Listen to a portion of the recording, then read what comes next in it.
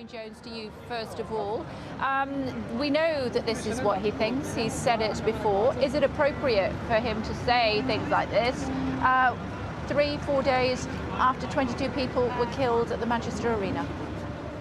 I think this was a patriotic speech. I think it was a speech full of common sense. It was about defending this country from the threat of those who will maim and kill. Look, let's just be absolutely clear here, and this is what the speech also says, that the only person responsible for this attack is that, excuse my language, bastard who went into that arena and detonated himself amongst smiling children, and whichever accomplices helped him.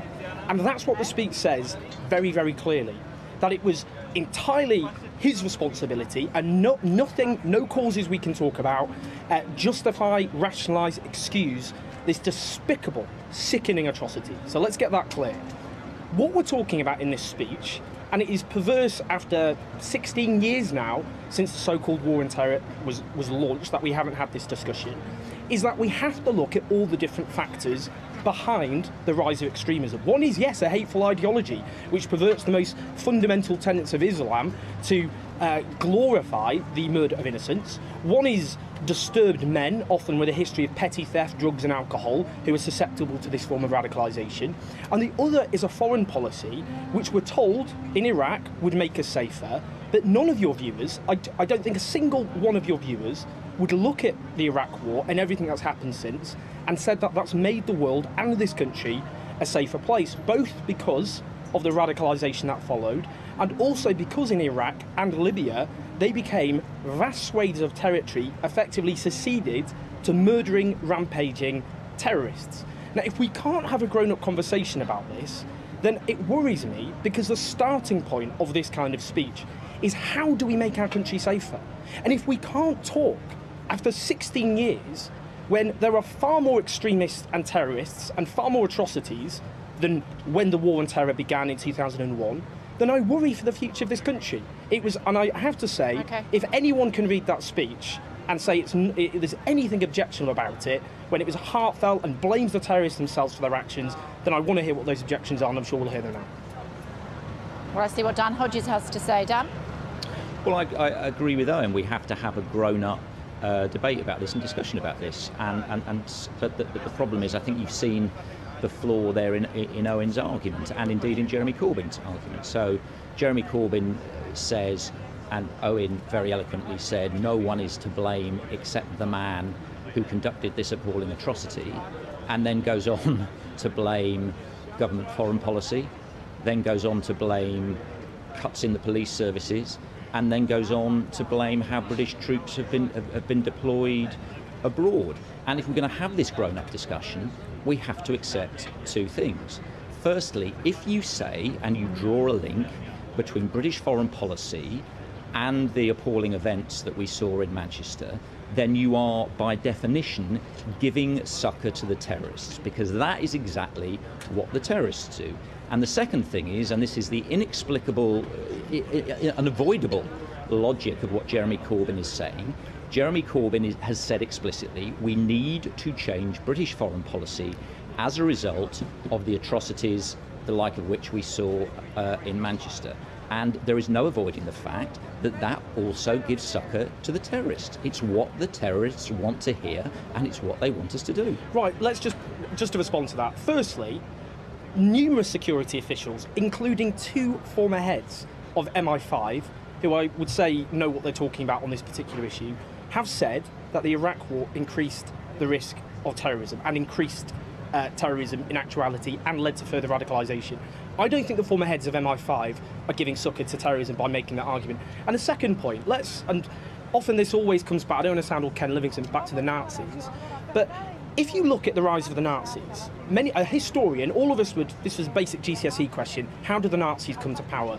We would look at the peace treaty of Versailles after World War I, we would look at the Great Depression and the economic consequences, and all of us would accept that they played a role in the rise of Nazism. Is that justifying Nazism? Is that letting the Nazis off the hook? Is that saying they're not responsible for what they then did?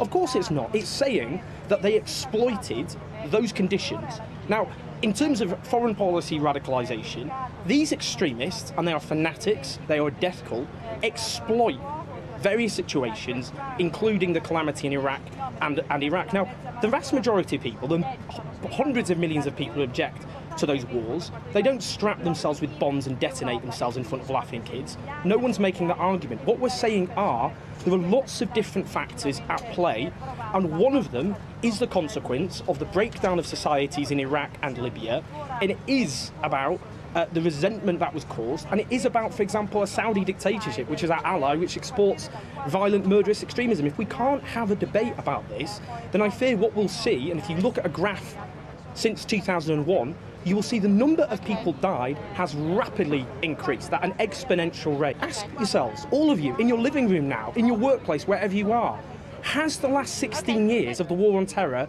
made you safer? Of course it hasn't. How can we not have a debate? Let Dan come in there. Let Dan come in there, if you would, please. I mean, a lot of people have made that point, but the question has to be also whether now is the right time to make that point, Dan, given that people died, 22 people died on Monday, and that some would suggest is electioneering. No, just that criticism of Jeremy Corbyn I don't agree with. I think it's absolutely right. We are back into the election campaign. As Owen said, these are important issues. They need to be discussed openly. But you see, again, here we have the problem. Owen immediately goes back to Iraq, which everybody is aware of was a disaster. Nobody disagrees with that I'm aware of. But what Jeremy Corbyn is not talking about, us withdrawing troops from Iraq, because they've gone. Okay? What we're talking about is current British foreign policy. Now let's use the example of Iraq. At the moment, in Iraq, British forces are targeting ISIS. They are specifically targeting the sort of people who walked into the Manchester Arena and killed those children. Now I'm going to ask Owen this specific question. Owen, do you think if we have these people in our sights in Iraq, we should take them out or we should not? Yes, at the request of that government, yes. But let me be that's not what Jeremy Corbyn is arguing, Jeremy Corbyn has specifically refused to back that military action. Well, no, that's a debate. Look, Dan, this is the absolute critical point. It's not a debate. Jeremy Corbyn has refused to take that military action. He said so explicitly. Dan, the problem we've got in both Iraq and elsewhere is we had that war in 2003, and those who opposed that conflict, who opposed that war, were vilified as apologists for Saddam Hussein. We have had no shortage of bombs. But we're not in Iraq now, Owen. We're not in Iraq. And Libya. There's no point just having a history lesson.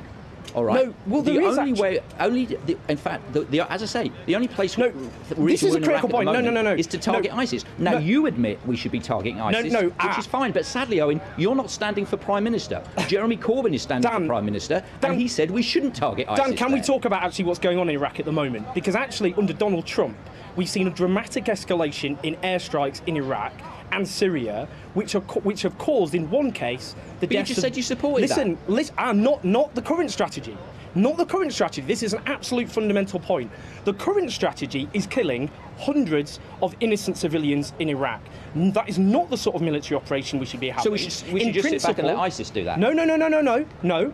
We can talk about what sort of military operation we should have. Right, so which at the moment should have a military operation there, then. Dan, listen. That's what Jeremy Corbyn is saying. We should saying precisely the opposite. Dozens of people at the moment, children, little kids and families, are being murdered in Iraq by US bombs. Now the problem there is not just that's bad in its own terms. Yeah, but they're being murdered. Dan, can I just finish this point? Shouldn't we try and get the people I'm aware of that if we can? Well, I'm afraid to say this person wasn't from Iraq. He was born in Britain. Terrorists, as a general principle, in this country and in other countries, were not born in Iraq. Were not born in Syria. They were born here. And that is, I'm afraid, a frightening truth that we have to talk about. No, Dan, let me go back to Iraq. It's really important. The bombing of those kids at the moment is not just bad on its own terms. It's fueling extremism and it's fueling terrorism in those countries. So, Owen, if we have a military operation... Owen, I'm sorry, I'm confused. Do you think we should be bombing in Iraq? Not the current operation. We should not be bombing in Iraq? Not the current operation. It's failing the current operation because it's killing so many innocent civilians. Owen, you said 10 seconds ago we should be bombing in Iraq. No, I said the principle. I'm saying, yes, we should have some sort of military operation. So you think we should in principle but not in practice? Not the current... Dan, why is this hard? Donald Trump is the president of the United States. He's a megalomaniac. He's a threat to global peace. And the form of military action I'm not talking about what Donald Trump does. Yes, we are. I'm talking about what we do. Dan, we're talking about the actual operation going on in Iraq at the moment. The bombing of Iraq at the moment is Donald Trump. He's the man in charge. He's the commander-in-chief. And the military operation in Iraq at the moment is killing dozens of people. We should But mourn for those children as well. You just said, Owen, you just said, if we have ISIS in our sights in Iraq, we should take them out. I asked you, saying the current. You said yes. I'm you are saying, now saying I'm no. saying I'm saying the principle is right. We should have that kind of military operation, but not someone like Donald Trump. Not someone like Donald Trump. We're not talking about Donald Trump. Donald Trump is not standing for election. Theresa May and Jeremy Corbyn are standing for election. Is Donald Trump president of the United States? Is he the commander-in-chief? Is he in charge of military operations in Iraq? Yes. No, he's not in charge of Britain's military operations in Iraq. Theresa May or Jeremy Corbyn will be in charge of Britain's military operations after the election, and that's the point. He's leading the coalition in Iraq at the moment. He's the one dropping those bombs, and it's killing innocent civilians and fueling terrorism. Gentlemen, well, I'm afraid we're going to have to leave it there. Very spirited debate, as always, when you two are with us. You're going to have to take that outside because we are sadly out of time. Thanks for joining us on Sky News this afternoon. We're back in just a moment.